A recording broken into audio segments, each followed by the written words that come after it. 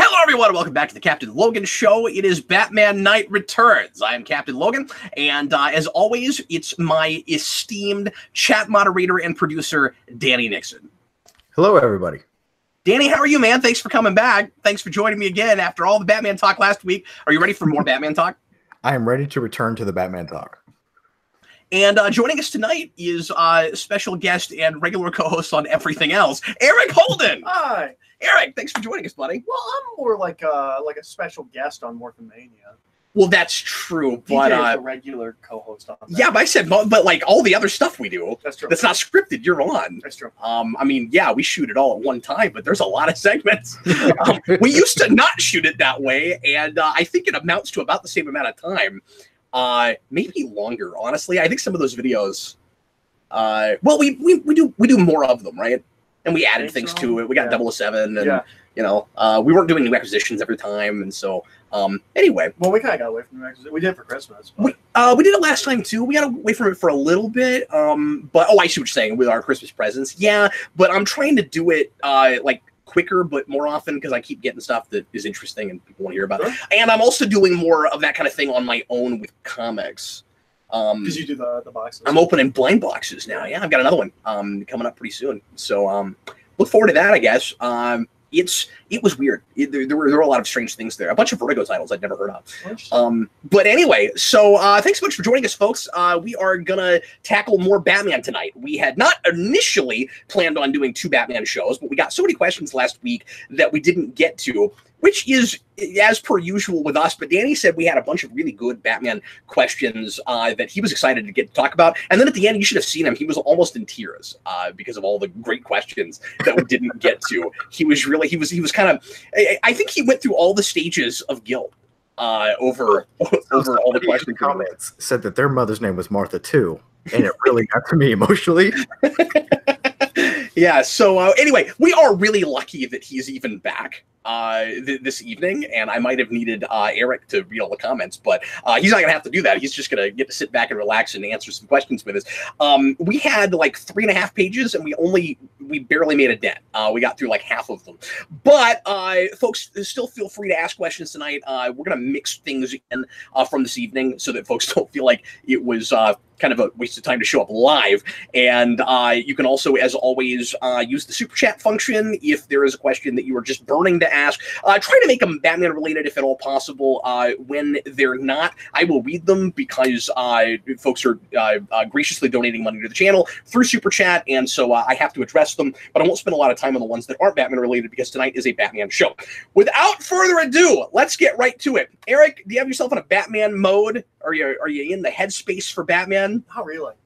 This should get you there very quickly. Yeah. All right, Danny. I'm playing Spider-Man. That's where I am. Are you still working on it? How far in are you? I'm like 35%. Oh, that's not bad. Yeah. You've only been playing less than a week. Yeah. Well done. Yeah. That's cool. I'm in the middle of my first Miles mission. I would have just cut those. we just have to make it a certain amount of time, and so you're gonna play as Mary Jane and Miles for no reason. You won't feel that way so much later on. I think ultimately story-wise, and I've talked about this because I made the same case, or at least that I don't like those. I find them kind of boring. I made the case that that by the end you kind of need some of that for some of the story they're telling. I don't know how to not cut to somebody else's POV, and it would be kind of with some of the stuff that that is kind of imperative to the story they're telling, and it would be kind of weird to get cutscenes from someone else's perspective that you're not playing at all. Sure. So like I don't know how you get around it, but I do find them kind of tedious. I also take issue with Miles existing and knowing Spider-Man before Dr. Octopus or Green Goblin exist. Yeah, that I didn't know that's how they were doing because I haven't played the game, but that seems kind of weird.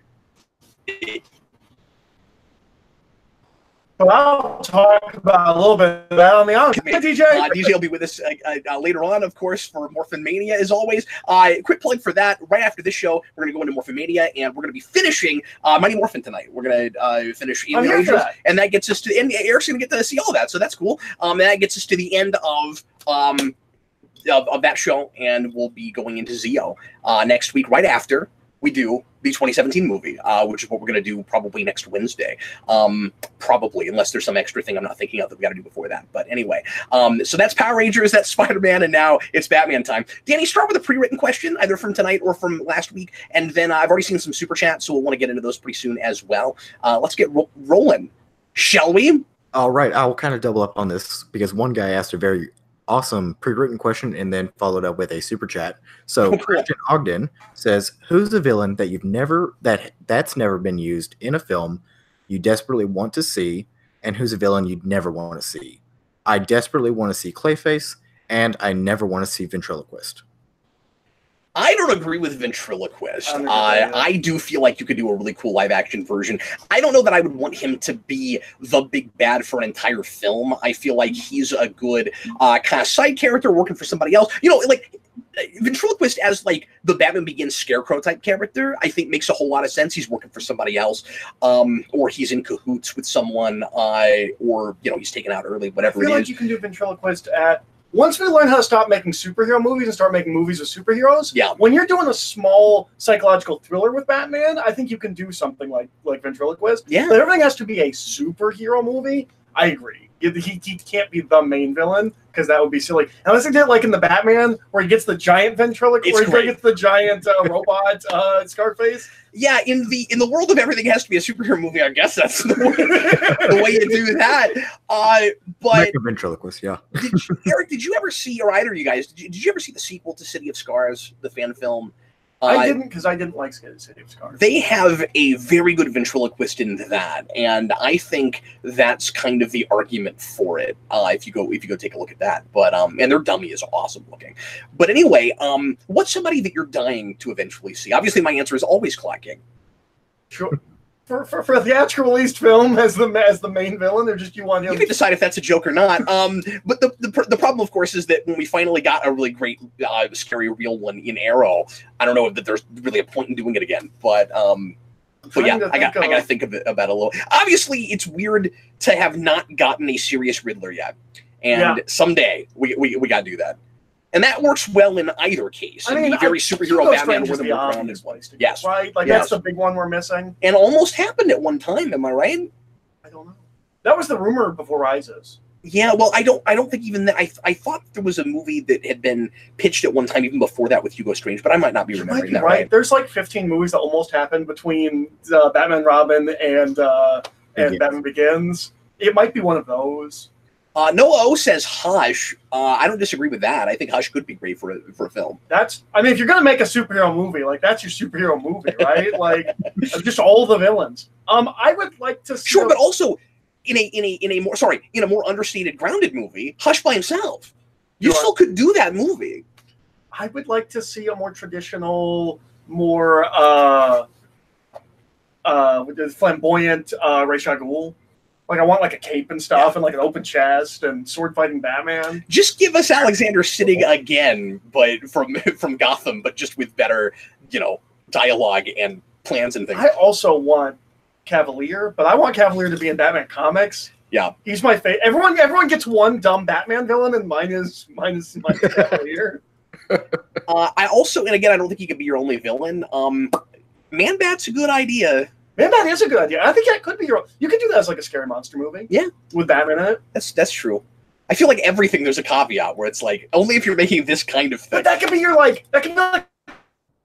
secret Batman. It's like a secret Batman movie. But if you did that, Danny, you have to have exactly the screech sound from the animated series. Like that's the definitive Man-Bat sound. You should never get away from that sound. Well, sorry. I was for not want. I was trying to think of not Eric's want. just not used to having more than two people to show. He doesn't really know how to talk with people across states. Watch more from me. It happens all the time. Sorry, go ahead, Danny.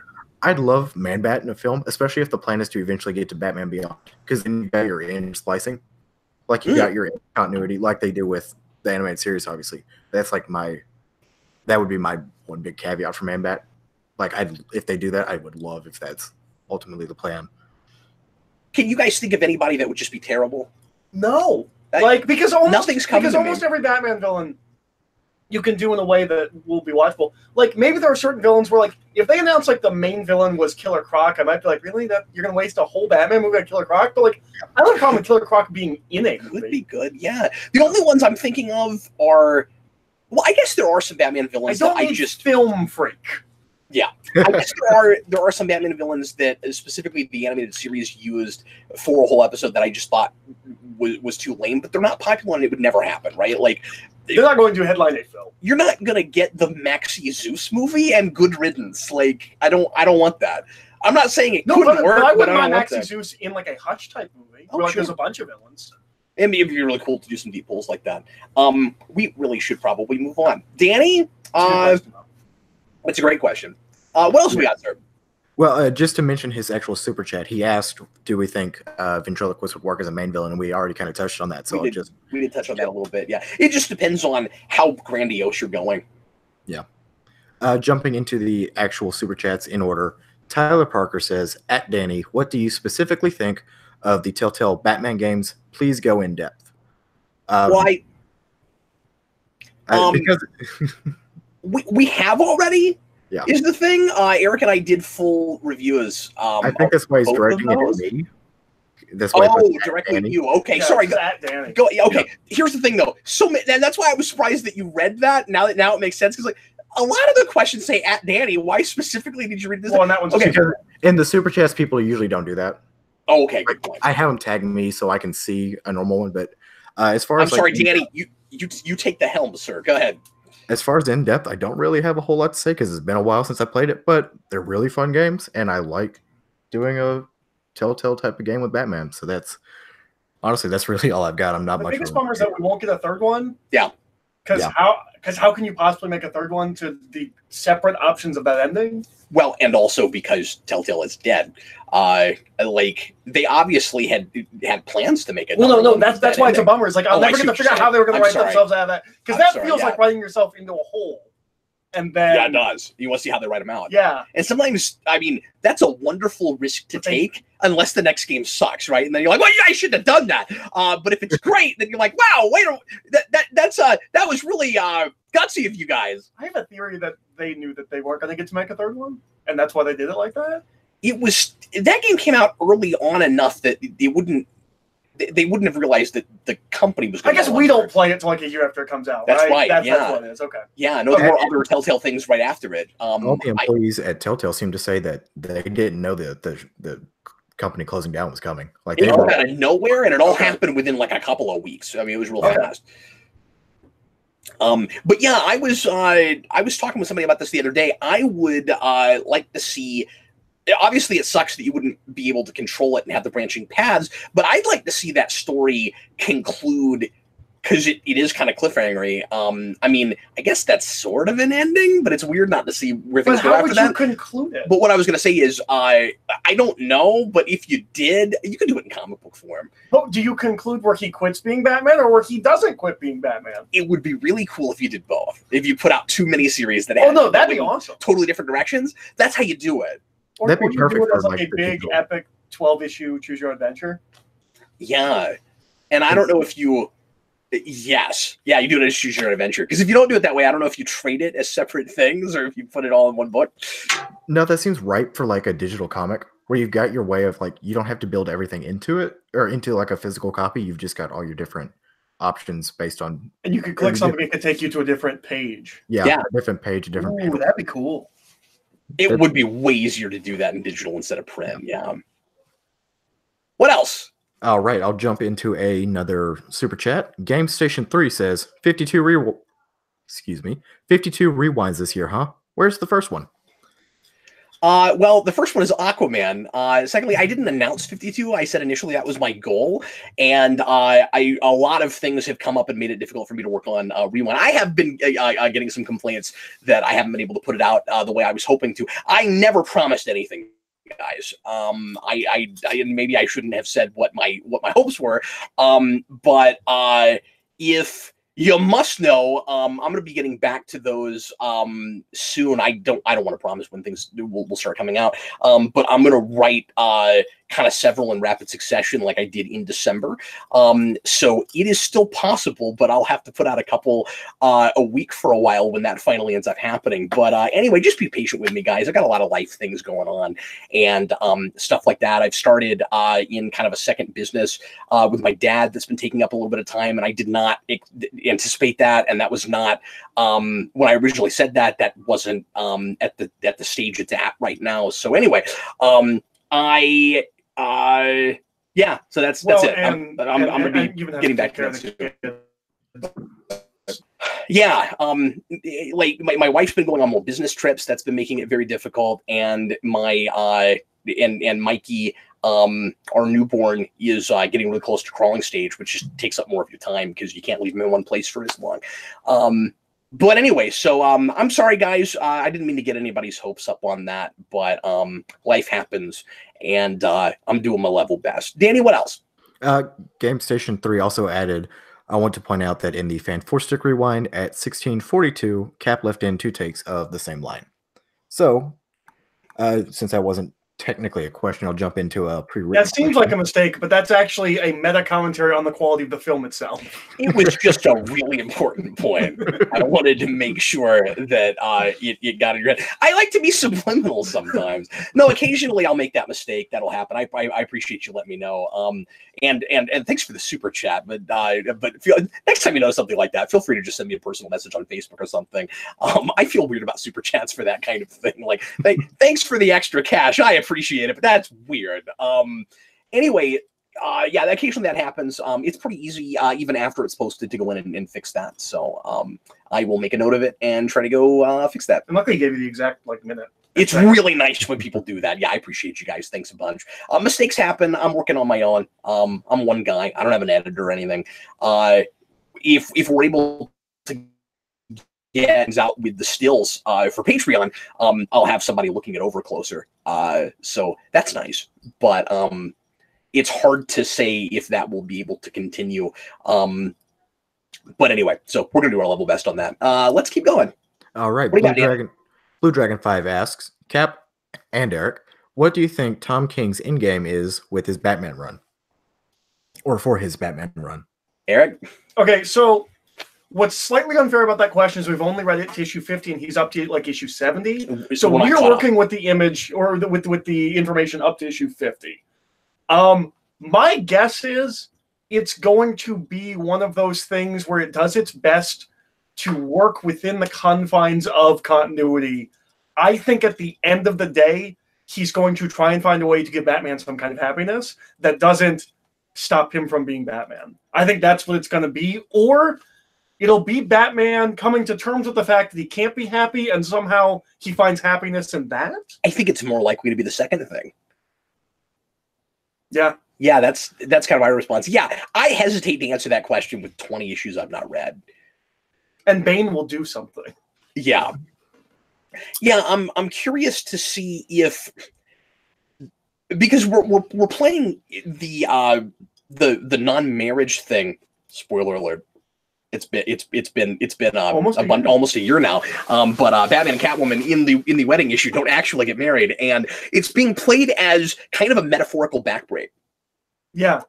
People are calling it Nightfall of the Heart. Where this, yeah, right, I forgot about that. Where this time, Bane's breaking his back in an emotional way, and interesting that it's kind of the inverse of Nightfall all over, because Nightfall starts from an emotional place, and Bane is able to physically break Batman because he's not himself and he's losing his mojo, and he's not sure, and he's having a hard time making himself continue. And now it happens opposite. I think that's really interesting. Tom King is a guy who clearly understands Nightfall and all the things that are really interesting with Bane, while working in a continuity where that did not necessarily happen the same way, and it's really awkward. But it's great. So yeah, I don't know. One thing I love about his run is I think it's really unpredictable. Like I can't say exactly where it's going. I kind of think there's going to be some bookending. I think some of the stuff that was really important toward the beginning will come back and be really important again. Gotham Girl has to play in somehow, and so does Psycho Pirate. And I mean, like he's sitting around with Bane right now, but like I think he's going to be integral again. He'll keep giving Kite Man random things to do, I'm sure. But Oh yeah. Hell yeah. Meow. Anyway, let's continue. That one doesn't work as well. No, it doesn't. I'm done with meow. All right. Rockman LP says there's an image for the Batman / TMNT film. They kind of look like the O3 Turtles. I have not seen that yet and did not realize this was happening. Yeah, that's awesome. I'm curious to know who's writing it and if it's going to be based much on the comics or if it's going to kind of go its own direction. But this is kind of unprecedented. Did that get announced? Yeah. And I was seeing people talk about it in the comments, but I didn't know about this until this evening. So yeah, I'll look into it, Rockman. By the way, hi Rockman. Thanks for watching. Is there a link to like a picture that we could see? Does anyone say there's a picture? Yeah, Danny will try to find it for us. You can't leave links in the comments, so he would do that for us if he could. But yeah, we usually kind of fly blind on the show, and occasionally I'll react when we see a picture. I'll have my narcissistic lackey over there occasionally do some research for me, but usually he's too busy just trying to run the show himself. Oh my so anyway, God, Danny. Multitask, okay? You've only got 1.5 jobs, so go ahead and give us another question, will you? Are we back in pre-written stuff? Yeah, we've got 2 more super chats, so I can get to those, or we can go to another pre-written. I like to go back to pre-written, so that we're not shafting those folks, and then we'll get back to the super chat. All right, let me scroll up to one from last week. Okay, Mutale. I'm sorry, I'm not even going to try your last name. Mutale asks, if you were to meet Batman, what's the first thing you would ask him? You want to get nuts? It's the first thing that comes. How are you real?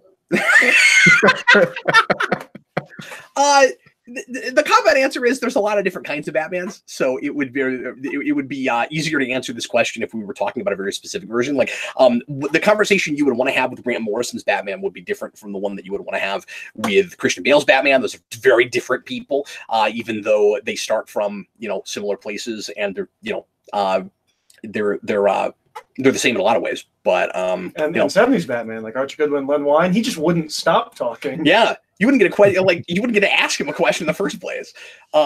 He would just be, he would go into listening to 70s Batman is like listening to a superhero rewind. Hey, that guy does not have any sense of brevity at all, and he'll be telling you about a case, and you're just like, I don't know, I feel like you could have said that in a lot fewer words, Batman. But anyway, your quintessential Batman, like what would be the conversation, I guess? I don't know. I don't have anything to say to Batman. Like, I feel like I'd just be disappointing. Like, he wouldn't want to talk to me. Yeah, I don't know. Why don't you do anything? I don't know. I'm sorry. Got any spare cars lying around? Yeah, can I have a car? Can I have like $50,000? That's what that's Batman for money. That's what I would do. Asking for money. So is the Wayne Foundation just writing out checks, or do we not know that he has the money? I'll show a bunch of YouTube videos where like he's a bad person for not spending his money on poor people, and then I'd ask the money. Like, and then later you're like, no hard feelings. I actually don't agree with that video. I just I call it Nightfall of the Heart, and I never okay. Greg said, where do you get those wonderful toys? Yeah, I don't know how to answer that without just going to quotes. Tell me, do you bleed? Well, he's like, no, that's my line. but to superpowered beings that might or might not. Are men brave? Where's the trigger? Animated series Batman, I would weirdly, I think I have more questions for. Like I think I would ask him if like what he actually thought of It's a Wonderful Life, because at the end of that episode he watches it, but you don't actually know how he feels about it. He's got a big smile on his face, and he says something where he's like it wasn't. He was glad that it wasn't relentlessly cheery. Yeah, but I thought that was like him giving high praise. Yeah, maybe that. Now that you've seen that film, that's an understatement.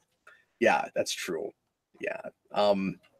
I would, I'd also, I'd also ask him who he would fan cast as the next Grey Ghost. Who would he want to play as himself? Yeah, that too. Who does he want to be the next Batman? And don't say Henry Cavill. Because yes, he would be wonderful. We all know this. Henry Cavill, do you bleed? Anyway, let's do another one. Oh, can we flip him? Oh, yeah. Give me 1 second to write this down. I don't know about Affleck as Superman. I don't know. George Reeves? That's true. That movie's not great, but he's good as George Reeves. I need to watch that, but I've avoided it because people said it's not great. But I'm still curious to see what his performance is like.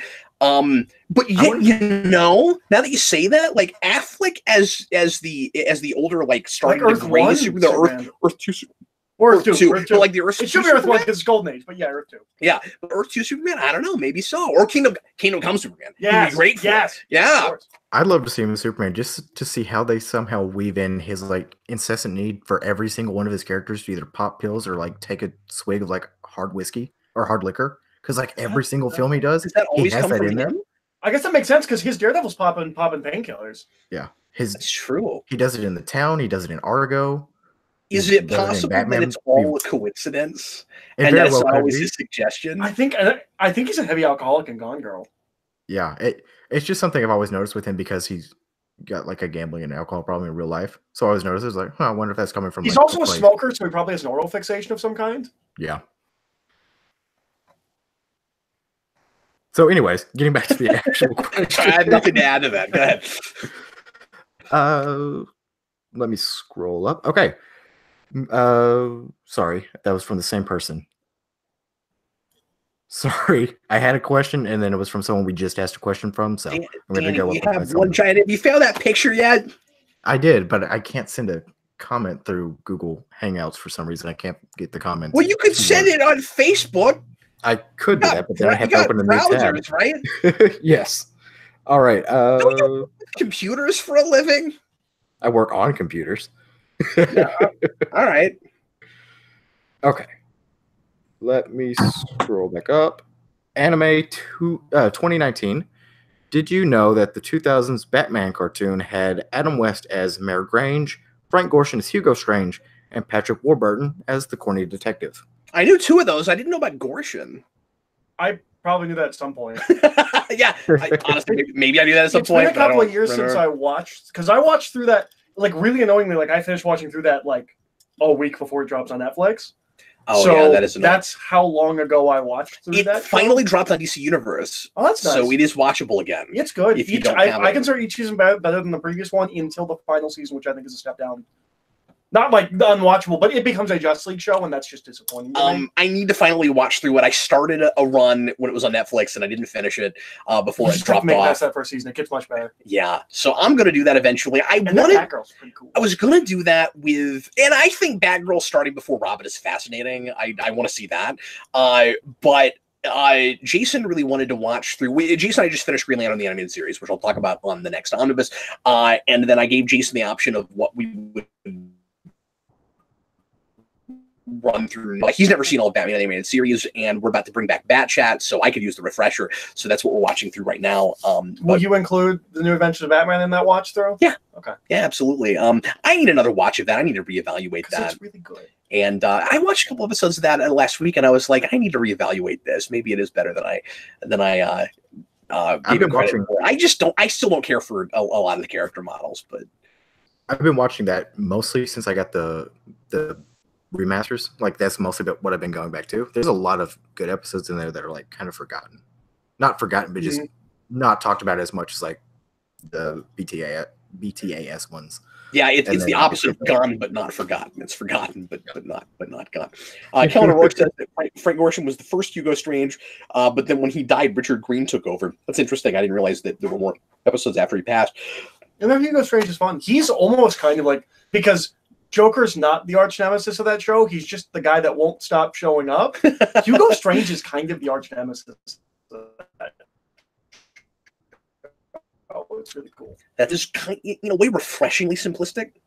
Yeah, but the problem is him and Penguin just won't stop showing up, and so there's never any gravitas to when they do, and that's just his point for Joker. But no, he's just a crazy guy. Yeah, it's kind of nice that you've got a show, and I'm not saying animated series did this because it pioneered a lot of the stuff that we think about with the relationship between Batman and the Joker. But it's nice to have a show that's not pretentious about it, that's not making such a big deal out of the yin yang thing. And no, but the problem is sometimes they act like it's there in that show. Oh, do they? Okay. Yeah, sometimes they treat him like he's his opposite, but he's not really. He's just a nuisance. And like he's integral to Batman being who he is and all of that. I think so. That episode where he gets his own bat costume is really fun. Yeah, that's the only one I ever hear anybody talk about. And I finally watched it, and it's great. It was years ago. But it's like the only one anybody ever brings up. Their Clayface two-parter with Joker is probably the best thing that they do with the Joker, I think, outside of wearing the bat costume. It's quite good. It's a spin on Killing Joke. Like, imagine if at the end of the theme park, Commissioner Gordon became Clayface. Like, at the end of the One Bad Day is you become Clayface. Oh, that's really interesting. Yeah. Yeah, their Clayface is so much fun. Fun. So interesting is probably a better way to describe that. Does their Mr. Freeze ever get interesting, or is he always just thuggish? He's always kind of thuggish, but that is what he was. So, like, I understand why they did that. Yeah. But he is the villain for their Dark Knight Returns episode, and that's fun. Oh, okay. Cool. Because everybody's got to have one of those. And that episode's yeah, it's really just a Batman the Future episode. It's not really Dark Knight Returns, but Batman gets out of the Batmobile and Mr. Freeze goes, the Dark Knight Returns. And I hate it, and I love it, and I don't know which I do more, but that's just my Greg Weisman. Interesting. Danny, we may, when we finish Batman the Animated Series, start in on that for Bat Chat. Oh, that would be fun. When we finally finish that show, and hopefully it doesn't take us 5 years. But we actually 2030.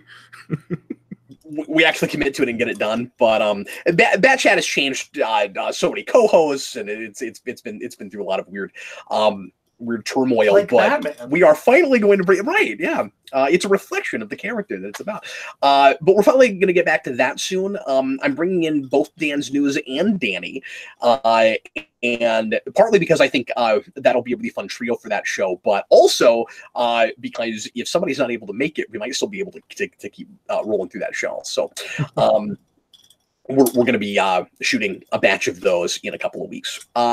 Danny, let's keep rolling, sir. All right, I'll jump back to the super chats. The Vampire Diary says, at Eric, are you experiencing the villainous Joker path with Cap for Telltale Batman The Enemy Within?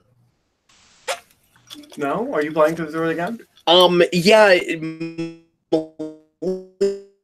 That his next request was just doing the last couple chapters of that, but with that other Joker path. Can you do that? Yeah. You go in just like selectively? Well, I can go into like each the end of each chapter, like start the next one and then start a different path from there. Okay. And he asked me to do that, and I haven't gotten to it yet. So like, if Eric and I can find time together, I don't know, maybe. I didn't even think to mention it, but sure. So yeah, I'm gonna try to get that knocked out for the omnibus that we're shooting on Sunday, though. So if that happens, it won't happen that way. But if I definitely can't do it. But yeah, then we definitely can't do it. But if I don't get it knocked out yet, and honestly, I've got so much for this show, I don't even know if it is realistic to even try to do that. But if not, we might be able to do it for the next one. I didn't want to put too much else on your plate. Well, we've only got 2 weeks for the next one. So. Right. Yeah. So I don't know. Yeah, we'll see. But anyway, we will see. All right. Let's keep rolling, sir. All right. Cinematographic, if you heard a siren, it wasn't from our end. It was probably from my end. You can never hear cop cars or anything like that down here because we're subterranean. We're in a bat cave. Okay, we're just in a basement, but it has Batman things in it. To tie it in, again, with the Telltale topic, Random Reviewer asked the Super Chat, it sucks that Telltale games couldn't escape the shadow of the Arkham games. Do you think that's why the games didn't sell despite the quality? I don't know anything about the performance of those. So, like, I'm not even aware that they didn't do well. My understanding if Telltale is that overall just wasn't performing, then I don't know that that you can really say anything, yay or nay about the Batman franchise itself. Like, my understanding is that the only Telltale game that ever made like good money was Walking Dead. Yeah. So if that's the case, it's more about that kind of gameplay than it is about Batman. Like, I'll go this far. If that didn't perform, I don't think the lack of Arkham would have helped it that much. Is that what it's saying? Or I thought it was saying it has too much Arkham. No, it said overshadowed by the Arkham. I don't think that affected it that much. No, I think it's because I've talked to a number of people who feel, because like I've told people like, oh, I played the Telltale Batman, it's really good, and they were like, yeah, I've played Telltale games. Like, it feels like people see that as a novelty and not a legitimate style of game. Especially because the first several were just not great stories, and the storytelling felt a little bit superficial and not character-driven enough, and I don't think people got the memo enough that, like, I think they'd already damaged the reputation to a degree as far as the storytelling goes. So it's like, you play those games because you like that kind of gameplay, or because you want a great story and that is a way to tell a story. But if people aren't already really into that kind of style of gameplay, they're not going to think to go play those until they find out that the stories are like really great and like unskippable. And even then, they might just not care. And I've also heard people complain that the stories aren't branching enough. That there's too many scenes where like you can pick one of three things, and the character talking to you responds a little, and then the scene continues as if you, like, it doesn't matter what you picked. It kind of didn't matter enough, yeah. No, I haven't gone back through any of the games to see that personally for myself, but that's another criticism I've heard from people. If you did a Batman game, yeah, that's the thing, is that they're basically novels that you play in video game form that have some different directions that you can go with them. If somebody put out a Batman game that was like Detroit Become Human, it'd be huge. Mm-hmm. That could do Arkham numbers, I would argue, if you had that many branching paths. If everything you did clearly mattered, and there were like 37 endings or whatever. Mm-hmm. As opposed to like 2 or 3. And you saw me play a little bit of Detroit. Like, if we did a Batman game like that, I think that could be massive. I agree.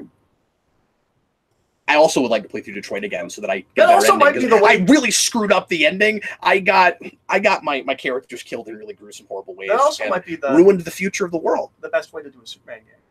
I felt like God in a bad way. If we can't build a game engine that makes Superman interesting, you could do it as just a narrative that you play. Absolutely. That still has maybe some action elements and things, kind of like Detroit does. Okay, Danny, do we have any more super chats? Or are we into pre-written now? We've got one more super chat, but I can jump up to the pre-written. Yeah, that's fine. Let's do some more pre-written, and then we'll go back and do like 2 pre-written, and then we'll do that last super chat, and see what else comes in. Go ahead. All right, Anime 2019. What are your thoughts on the Beware the Batman villains? I think that I like the idea, and I think they made a huge mistake. The idea of everyone else has done Riddler and Two-Face and Penguin and Catwoman and Joker. We're going to not do that up front. We're going to try and do some underdeveloped Batman villains. I just don't think they picked necessarily the right ones. Yeah. And some of the ones they did pick, like, what was the point of doing Mr. Pig if he wasn't going to be Mr. Pig at all? You were Professor Pig, but yeah. Professor Pig, yeah. Oh, it's Mr. Toad, because he hangs out with Mr. Toad in that. Yeah. It's Professor Pig and Mr. Toad in that. I like that show. The villains are not the strongest part of that. No, I think that's unfortunate. And I think, I don't know, it's complicated because every time I bring up like the lack of popularity of that show, people always say, well, it just got canceled because the toys didn't sell and it could have gotten bigger if it had stayed on. And they only showed half their episodes and then did the back half in a marathon at like 4 a.m. And so like nobody got not even technically Cartoon Network. Yeah. So like people didn't get to see that a lot of that show when it was on. It was kind of a Fox kind of situation in a way. And they were doing that a bunch. Like that's around Green Lantern, and that's around Young Justice, and that's around Thundercats. And some of these shows were brilliant shows. I heard Thundercats is great. But Beware the Batman, I've heard that too. I've not watched it. But Beware the Batman, I liked. And what I saw of it, I mean, I reviewed a little bit on the Omnibus several months ago. I've only gotten halfway through, or I forget. You can get to, because there are 2 big Batman villains at the end of it. Okay, in the last, like back half, we bring in Ra's, we bring in Two-Face. Okay, I didn't know about Two-Face. Yeah, that's interesting. So anyway, what I was going to say is I don't know. So because of all of that, it's hard to say what the popularity of that show could have been if it was aired properly. I submit that a lot of people still might not have tried it because the Rogues Gallery brings people in. It just does. And that's part if you're not advertising, what is your take on these characters? What is your take on it? Yeah, if you're not advertising with Joker, Riddler, Catwoman, etc., I don't. I think some people stay home, and I also think, or they I mean, they're at home, but they flip to different channels. I think that's part of what undercut Brave and the Bold for people too. Yeah, I think so too. Yeah. And then, well, and also just it's a silly show, and that's not what people want. I also think the 3D animation didn't help it. Same with Green Lantern. Because we all rolled our eyes when we saw that immediately. Yeah, and I just got through watching that show. It's the animation's great. Like I would argue that show, with some of the things they're trying to do, kind of maybe it's better in 3D. I think it made sense. After Transformers Prime, that's kind of what got me adjusted. Well, I love the animation in Transformers Prime. Yeah, but with Beware the Batman, I don't know that it had to be that way. No, and it looked great in 2D. There's like coloring pages where the characters are basically translated directly to 2D in the best way. It looks so cool. Like it's such a nice style. Of 2D. So I guess this was a real long way to say I can't be sure because of the way it aired, but I think 2D and lack of main Batman villains, regardless of story quality, might have been death to that show. Mm-hmm. So like I appreciate that they wanted to shine a light on some unsung Batman villains. Yeah. I just don't think that's feasible in the marketplace. I think that was a mistake. I think that was possibly a fatal mistake. But I also or if you do it, you pull your one big villain, and it doesn't even have to be Joker necessarily, but you pull that one that you can sprinkle in here and there. And they kind of had that with Raish, but like, I don't know if. But that's what they should have done instead of Anarchy, right? Like they tried to make Anarchy their big villain, and I got away from the question. The question was, what do we think of those villains? None of them that I saw really grabbed me hard. I thought the Humpty Dumpty thing was pretty interesting. I don't even remember that. I liked that thing. But with Anarchy, he was so one note, it didn't make any sense to keep bringing him back. And I didn't understand why he was the mastermind. In his first appearance, and is he Neil Patrick Harris or does he just sound like Neil Patrick Harris? I can't remember. I don't know that. But anyway, Anarchy, I remember coming in and that show beating me on the head with what his worldview and ideology was. It's like, yeah, I get it. Like, just have him do things. Like he speechified so much that it almost felt like it wasn't the villain talking. It was like the show wanted to make sure that I got that this villain has ideology. But I also remember, and it's been a number of because I watched Beware the Batman around the town. I rewatched through all of the Batman. So like we're talking like three or 4 years. Wallace Langham is Anarchy, says Blue Dragon 5. I don't even know who that is, but it sounded a lot like Neil Patrick Harris. But I also remember his dialogue feeling childish to me. Yes. Well, like it's not just that he speechified; it's that he speechified that sounded like someone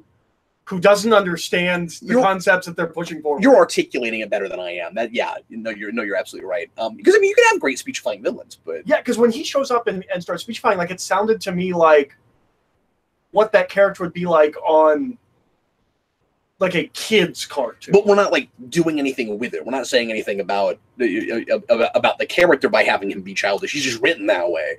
What? No, I don't mean the character is child. I guess a little bit. I mean, I feel like the actual writing was childish in that it's. Yeah, that's what I'm saying. I don't think they did that on purpose. I think he sounded like he was from like a Y7 cartoon, and a cartoon that was trying to be more than that. Which is weird because it's like all the cartoony stuff happens in that show on the villain side, but then the hero stuff a little more sophisticated, which is very strange. Mm-hmm.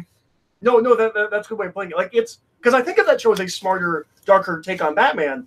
Well, their Alfred is fascinating, but then I think about the villains and like I don't feel like they had a strong take. Like none of them resonated with me. I mean, the race is okay, and I thought it was cool that they used that chick from Man of Steel. I can't think what her name is, but I was really disappointed by her design. From Man of Steel, the John Byrne series, Magpie. They used Magpie. Somebody just mentioned and that in I the was so comments. bummed by her design. I wish she had the like weird like. Oh, she didn't have that? No, she just has like a. You probably saw her because she's in like the second or third episode and didn't realize it was her. She just has like a. Now you say that. Mode haircut. I forgot that was supposed to be her. Yeah. Yeah, that's Magpie. It's just. I was like, I'm gonna use Magpie. Like, go all the way. Make her like ridiculous. Give her those big sunglasses and. Especially in a show that stylized, where the design is already super stylized, you can get away with that so much easier than anything else. Yeah. That they were doing at the time. Okay, let's keep going. All right, Thomas Edgehill with a super chat, or do you want to do two pre-written? That's originally what I said, but we all know that it's secretly actually your show. So, no, sorry, I lost track there for a second. Noah O says, if there were to be another Arkham game, what would you like to see from it? Hush, because Paul Dini set up Hush. And we never did Hush. No, that's not true. We did stuff with Hush. Did we do stuff with Hush? We did side missions with Hush, yeah. We set up Batman finding out who Hush was. I think he shows up in Night. I might be mistaken. I can't remember. I thought he showed up again, but maybe I'm wrong. It's been a long time. Never having played those games, I just know that he kept setting up Hush, and then I was like, well, Hush is going to be the villain for the third game, obviously. And then Paul Dini didn't work on it. They could do that. It's hard. It's hard for. I know this is the joke answer, but ever since there was that joke teaser before Night came out for Arkham World, like that's what I want. I want a whole planet, a whole Arkham planet. Everyone gets turned into a Titan beast. Oh my god, that would be awful. And you have to destroy him with your Batmobile tank.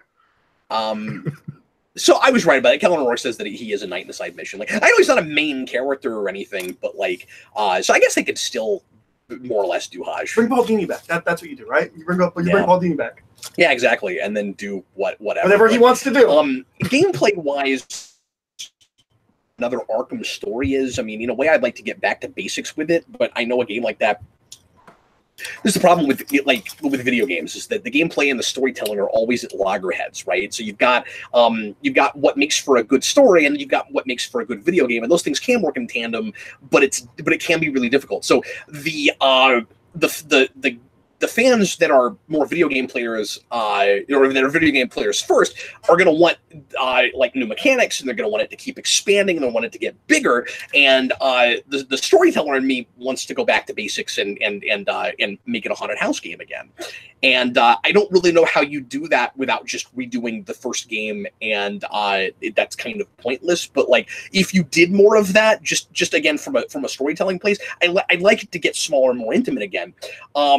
But gameplay wise, and this does not go with that again, loggerheads. But gameplay wise, I'd love to finally figure out how to make multiplayer work. That would have been the big thing I would have wanted. Is you play as multiple players, not just Batman. Make it a Bat family game finally, and Batman, Nightwing, Batgirl. Yeah, and Red Hood, and then Robin. Costume, I don't think. No, you sent me a picture of that. And it looks like Shredder and Casey Jones like mixed together, but it looks cool. It's all right. Yeah, I should hate that, but I don't. But anyway, and now that I've read a little bit of Red Hood and the Outlaws, it just fits his personality really well. Like I see that guy wearing them. But yeah, I don't know. Danny, do you agree with me? Like, is multiplayer possible in with the Arkham thing? I'd love it to be, because that was my those were my most fun moments in Night, is when you get to jump around between Batman and Robin or Batman and Nightwing. Yeah. I love that, having the chance to, like, in the same fight, switch different fighting styles. Not fighting styles, but, like, if you jump to Robin, you move a little bit quicker. If you jump to Batman, you're a little bit more... but I'm talking about multiple players playing at the same time. Oh, yeah, sorry. I'm talking actual multiplayer. Like, I don't know that would be awesome. Possible, but I'd love to see that. Now, hear me out. What if you do a spin-off game, and you call it Arkham Nightwing, and you play as Nightwing the whole game? Oh, that would actually be a good way to keep the Arkham. The premise is tied in. The premise is no, it sounds terrible. Even though we should be shutting down Arkham after everything that's happened, it's franchising out now, and there's one in Bloodhaven, and Nightwing gets locked up. Arkham Bloodhaven. No, Nightwing gets locked up. You just run through all Nightwing's rogues. I'm sorry, Danny. We're totally. No, you're good. Nightwing has rogues. Yeah, You have to read those Nightwing comics. I know. He has at least 4 of them. Yeah, and nobody will know them. And One then of they'll play that game. And they'll be like, okay, well, it was a really good idea to go to some B-list villains, but nobody's gonna buy this game because you just used people like Magpie and one of them is named Nightwing, Nite Wing. And he's like a crazy guy who like wants to be like Nightwing but doesn't understand and just like beats people up. And he has a jacket, like kind of like the Fair Play jacket, but it says Nightwing. Danny, I'm gonna do your job for you for a second because I think this because I like this question. J-Man says, Cap, even after the rewind, have you still tried to go back and find investment in Dark Knight Rises? Because I have seen the film 4 times and it's always underwhelming to me. No, I've given up. Like we watched it for Mania. We watched it for Mania, yeah, and like I'm not finding any more story or character depth in that game than I did the first several times. I assumed I must be wrong and I'm missing something. Having said that, it has gotten more entertaining. I don't have the difficulty watching it that I did at one time because of the disappointment. Like, I have adjusted, and I know this is going to sound awful, but it is, everything is relative. It's a way better movie after Man of Steel and BVS. Yeah. It just, I'm sorry, it just is. So like, I still have all the problems I have with it, but I also have, I don't know if nostalgia is the right word, but like, there's a little bit of a soft spot. I can go back to that movie now. I have this thing I want to talk about on After Dark at some point. Again, have not changed my tune on it. I just enjoy it more. About the time heals all wounds. Like, I find myself being able to go back to things I once hated where I'm like, I remember when they came out. Like, it's part of history now. Yeah, precisely. Things that I've lived through are now parts of history in my brain. And it's not the heated, polarized thing that it used to be. No. So when I'm just watching settled on meh. And even if people still like were fighting each other on it because we found other things to fight about. Thank God for Last Jedi. I don't go back to I don't go back to Rises and watch that movie and find myself arguing with everybody else in my head anymore. Mm-hmm. You know what I mean? Mm-hmm. Like, I can just watch that movie now, and I'm still complaining about all the stuff I was complaining about, but you can enjoy the parts that are worth enjoying and not more. And the number of those are not insignificant. Bane is just so much fun to watch, regardless of where it ultimately ends up going with him, and how there's so much stuff that doesn't feel like it pays off, and he's just not interesting like it seemed like he was, which really sucks. But for better or worse, it is just one of the most unique performances in anything, and I felt the need to put him on my top 50 performances. Like, could not help myself. Sure. So I go back to it for that. Okay, we got about 7-8 minutes. Yep. So I'll jump back into our super chats. Thomas Edgehill says, if they were to do a Batman movie in the style of Spider-Verse, besides Onomatopoeia, who would be a good villain for the film, and what story would you like to? Would be amazing. That's a great choice. Yeah, I wouldn't follow that. I can't follow that. Yeah. Who would the right villain for that be? I mean, it would have to be somebody on. Well, I was going to say somebody on a more cosmic scale, but I guess it wouldn't have to be like it wouldn't have to be Batverse. It just when you say style, you just mean visually. Well, if I was, okay, then that's completely different. Because I was going to say because if it's not, maybe that's not what he means. I wouldn't do Batverse at all. I would just do Batman Incorporated. Oh, sure, no, that's and I would just have great, I would just have Dr. Hurt be the bad guy. Like I would just do that more. Well, I guess Dr. Hurt's not the bad guy at that point. I guess it'd be Talia, and that's fine. You can do the Leviathan. Yeah, sure. And that would be a really fun style to see the Batman turns into Man-Bat thing, and I don't even need it to necessarily be the Morrison story in the same way that Spider-Verse isn't like Morlun. Like Ra's al Ghul's the villain for Batman Incorporated, right? Like he's the big grand global Batman villain. You know what though? Now that you say that, I realize that Batman Incorporated is the end game of his whole run, but hear me out. R.I.P. into Return of Bruce Wayne would be boss in that style. When you think amazing that style of Batman and Robin stuff. That would be great too. But I'm thinking about the like Batman moving through time periods thing. The Return of Bruce Wayne. Yeah, I mentioned that. Yeah, but that's what I'm saying is R.I.P. into Return of Bruce Wayne. I just think would be wonderful. Yeah. I just mentioned R.I.P. because you can't tell that story in a vacuum. No. Well, I mean, the interesting thing is that's not where he dies. He dies in Final Crisis getting shot by Darkseid.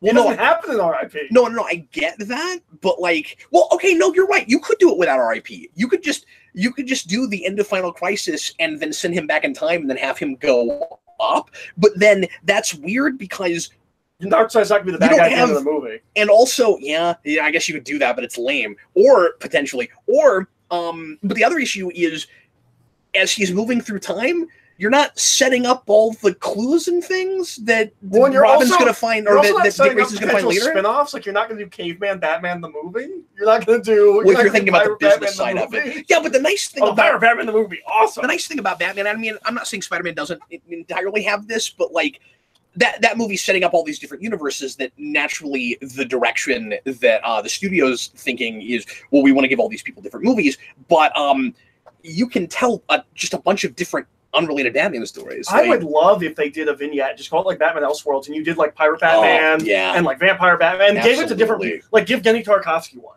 Sure. Like give Genny Tartakovsky like Pirate Batman, and give somebody else like Vampire Batman, and give somebody and just do like 8, like, or maybe 8's too many, like 4 or 5, yeah.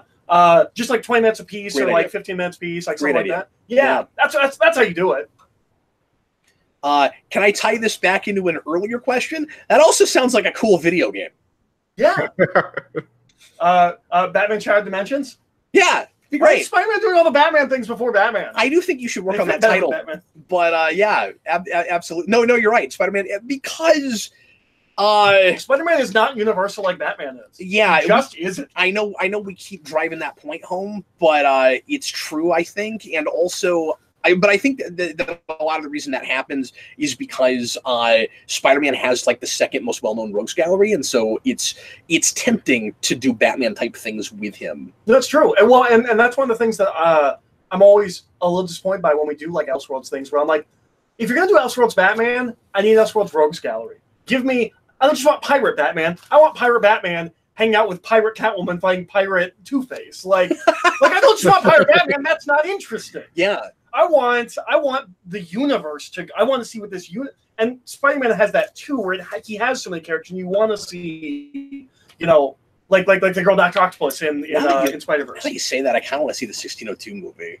Sure, I really do. That'd be cool to do. I don't care that ultimately that thing's weird. I like 1602 a lot. Well, you could do that in Spider-Verse. Yeah, although no one cares about 1602 Spider-Man. I heard that comic sucked. Yeah, it wasn't great. I did. You can improve on that. Noir Spider-Man has nothing to do with Noir Spider-Man. Like, you could do that. Whatever. Just. I'm such a Queen Elizabeth fan. I'd love to do 1602, but like change when she dies and let her keep living and have the whole thing from her perspective. I think that would just be fantastic. Because I don't know if you know that about Queen Elizabeth, but she dies the very next year. Okay. She passed away in 1603. I did not know that. And that book, one of the only things I remember about that book is it's been so long since I read it, but it opens with her like on her deathbed, if memory serves. But anyway, all right, 5 minutes. All right. Our last super chat is from Grady Childs. He says, if you do Arkham Knight this year for Rewind, will you 100% it and the DLC? Also, what does Eric think about the story of Arkham Knight and the series in general? So Eric's not played Arkham Knight. I haven't played Arkham Knight, and that's the one I know the least about, because Arkham I've played some of, and I kind of know the gist of the story. Arkham City, I don't know everything, but I know the ending, and I've read some of the comics, and so like I've got a sense of what that is like. Arkham Knight, I just know that Arkham Knight is Jason Todd because everyone knows that. Yeah, and I think it's dumb that we're wasting Detective 1000 to bring him in. We are wasting Detective 1000 to bring him in. That is my opinion. I don't have one. Now, I will say, if we're going to talk about that for a second, that I don't dislike the idea of taking the look of Arkham Knight and doing a new character out of it. No. But I think it's very strange to make that what we're wasting 1000 with. I'm completely with you. Well, I'm not against the idea though. And it's also, we're doing 1000 as one of those like 15 3-page stories that are all going to suck and not matter, and one of them is going to introduce Arkham Knight, and that's what 101 is going to pick up. I just thought of something. Okay, so I'm not going to call this a prediction because this is kind of wild and out there, but is it, because let me ask you this first. They are playing that as a mystery, and we don't know who their Arkham Knight is going to be, right? So. Or is he supposed to be a brand new character for sure? Like they're making up a character? I think it's a mystery. I know the description says that it's the greatest battle Batman. It's like the most difficult opponent Batman's ever faced. Because I don't want to. Because I don't want to say like, here's who I think it could be if we already know. Because I'm gonna sound like an idiot. But assuming that it's a mystery and that they haven't gone on record, because I haven't read anything about it, that they haven't gone on record to say that it's a brand new character, might this be the way to get Flashpoint Thomas Wayne in regular continuity? Can I tell you why that's not going to be the case? Yeah. Because he's in the current arc of Batman. What? Yeah. Is he? Yeah. How? Don't know.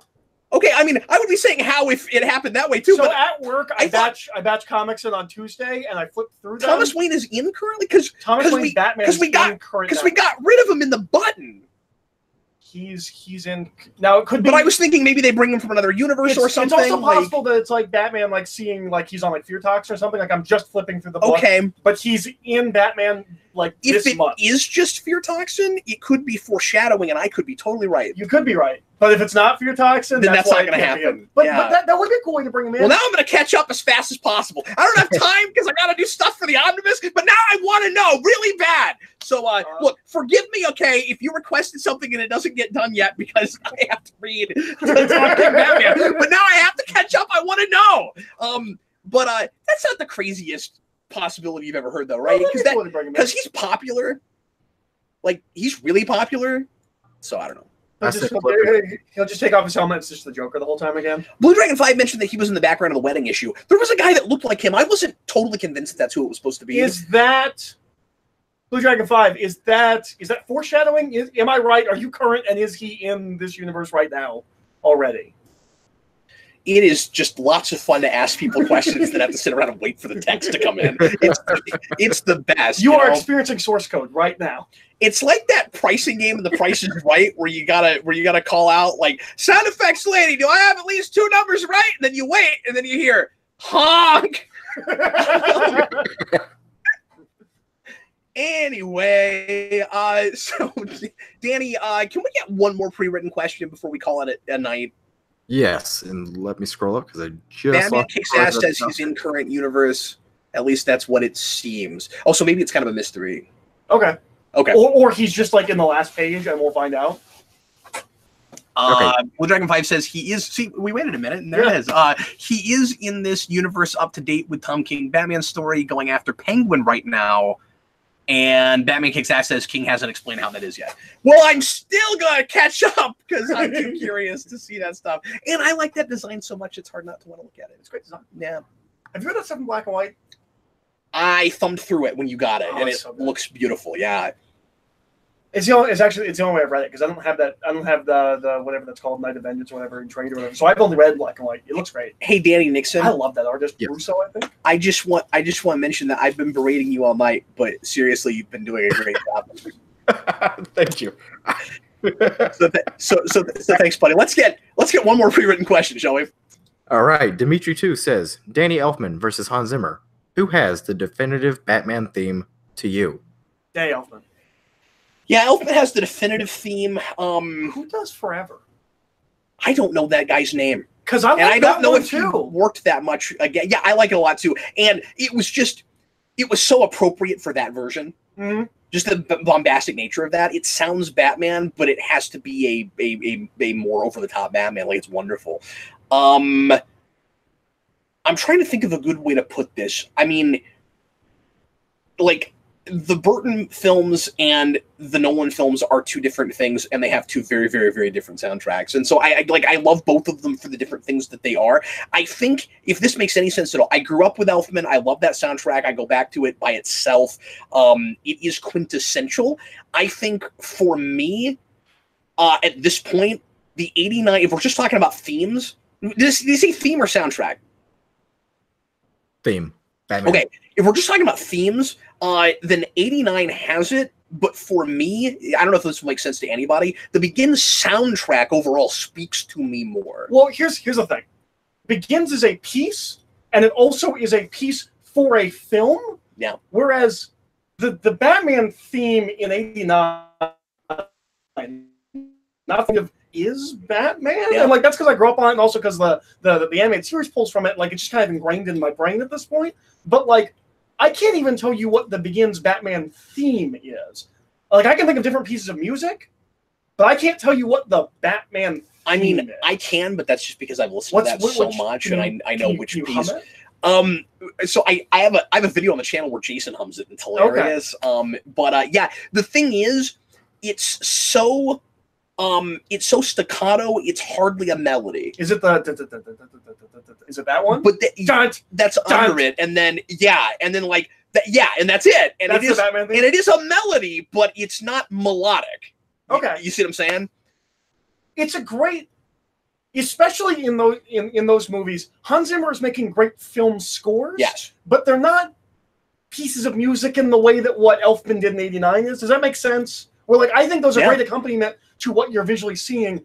Elfman I can listen to on its own. I mean, I know you listen to Batman Begins on its own. Listen to on its own. You know what I mean? But does that make it's sense? as driving score. I mean, like, I score my life with it before I. Does that make any sense at all? Yeah, absolutely. Before I listen to it as a piece of music. Yeah. But I've listened to it enough that obviously, I recognize the musicianship in it. You know, the artistry in it. But I'll show you that video I did with Jason at some point. It's funny. All right. Do we have? I think we got one more super chat, so we should knock that out real quick, and then we got to get set up for Morphomania. Yeah, Dark Inception says, "Have you listened to the Above and Batman Beyond podcast?" No, I don't know anything about that. Is that one podcast or is that two podcasts? I think it's one. Like it sounds like and Beyond, Above and Batman Beyond, Above and Batman Beyond. Yeah, it's the title. I haven't. Is that a Batman Beyond podcast? I listen to a lot of podcasts, and I've never found a Batman podcast I love. Yeah, and can just stick with. Sometimes it's just like it's not even like the host or Batman. Like it's just like this isn't what I want. Like I listen to I'll check in on a couple of different Batman podcasts when I'm doing things I like. I'll try that one. I'll see if I like it. Yeah. I'm interested to know what it is. It's devoted entirely to Batman Beyond. I'll try it. So, sure, yeah. If I ever did straight up podcasting outside of the channel, Batman would probably be the topic. Like, ever since I heard you say that, and I've gone and looked for Batman podcasts too, and I have not found a lot of great ones either. If I ever just straight up podcasted, I feel like there's still room for a good Batman podcast. I mean, obviously the definitive one at one time was Kevin Smith's, but yeah. Well, I like Gotham by Geeks. I think sometimes when they're reviewing storylines, they expect you to have recently read it with them. So, like, I tried to listen to their, like, War Games podcast. They're just mentioning really specific things, and I get lost. And I've read War Games, but about a decade ago. So, I got to do the homework. But the main host is, like, really good friends with Tom King, and it's some of the best Tom King interviews because they're, like, neighbors. And then I also like there's one that two guys, I can't remember what it's called, but they just do, like, random Batman comics, which I don't like listening to, like, just a bunch of, because it's just random Batman comics, but like single issues. Yeah. Oh, that's interesting. And it's called the Overlooked Dark Knight.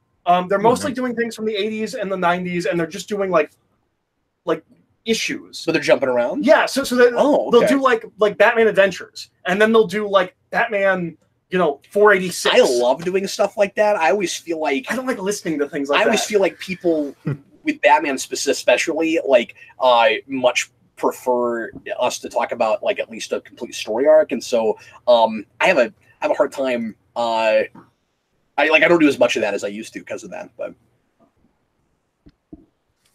we got one more super chat, which I don't completely understand. Yes, Mr. Roboto says the best Batman is TV's Gotham's Batman, maybe.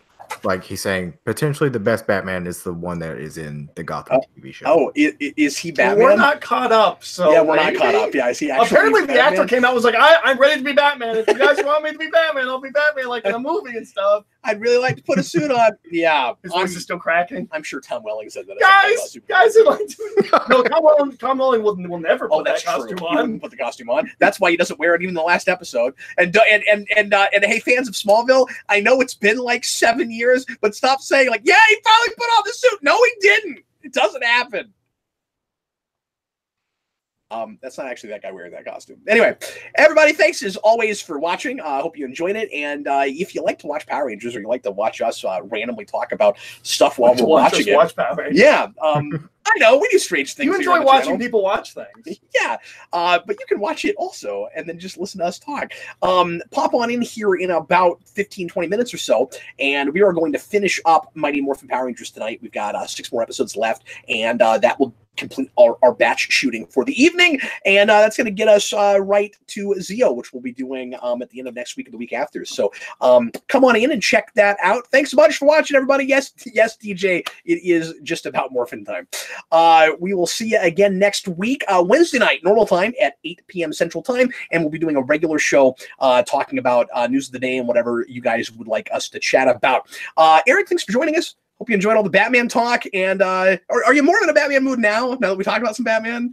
Yeah. Or are you still not as there? And luckily, I've got a bunch of Batman stuff to read if I'm so inclined.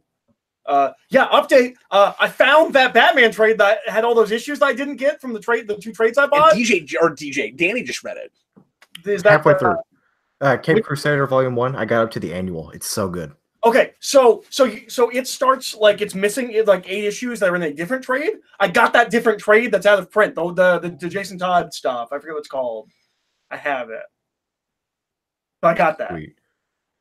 I'll have to like get the name of that trade from you, see if I can hunt it down because I just bought all. Second Chances. It's majorly written by Max Allan Collins, and it's where we get the origin for Jason Todd like jacking the wheels off of the Batmobile. Nice. It's out of print. It's like $50 on Amazon. I found it at the used bookstore for $20. So that's awesome. So yeah, I'm actually gonna dive into that stuff pretty soon. Sweet, because I just bought all that, and I bought all of that and like all of No Man's Land. Oh, nice. Get into the sweet, and you'll have technically read more of No Man's Land than I have because I read the Slim trades, and now they have more complete volumes out. That's true. I actually bought those original like Slim. They have like the hazard tape cover. So it's nice trade design. Yeah. Eric, I didn't realize you bought that out in the wild. That's awesome. Oh yeah, I sent you a picture of it. I found it at half price.